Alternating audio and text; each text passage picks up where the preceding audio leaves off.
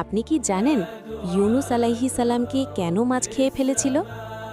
আল্লাহ তাআলা ইউনুস আলাইহিস সালামকে ইরাকের একটি অঞ্চলে ইসলাম প্রচারের জন্য পাঠিয়েছিলেন। ইউনুস আলাইহিস সালাম দীর্ঘদিন যাবৎ সে অঞ্চলের মানুষগুলোকে ইসলামের দাওয়াত দিলেন, কিন্তু সেখানকার মানুষগুলো ইউনুস আলাইহিস সালামকে অস্বীকার করল। এভাবে দীর্ঘদিন তাদেরকে দাওয়াত দিলেও কেউ ইসলাম গ্রহণ করল না। ইউনুস আলাইহিস সালাম তখন রাগ করে আল্লাহর অনুমতি ছাড়াই সে অঞ্চল থেকে চলে গেলেন। ইউনুস আলাইহিস সালাম সে অঞ্চল থেকে চলে যাওয়ার জন্য একটি নৌকাতে উঠলেন। নৌকা যখন সমুদ্রের মাঝপথে, তখন প্রচণ্ড বেগে ঝড় তুফান শুরু হলো।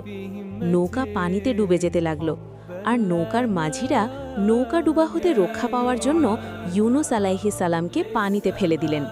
তখন একটি বিশাল বড় মাছ এসে ইউনুস আলাইহিস সালামকে গিলে ফেললেন। মাছের পেটে গিয়ে তিনি বুঝতে পারলেন তিনি আল্লাহ তাআলার নির্দেশ অমান্য করেছেন। তখন তিনি লা ইলাহা ইল্লা আন্তা সুবহানাকা ইন্নী কুনতু মিনাজ জালিমিন বলে দোয়া করলেন। তখন আল্লাহর নির্দেশে মাছ তাকে তার পেট থেকে বের করে দেয়। সুবহানাল্লাহ।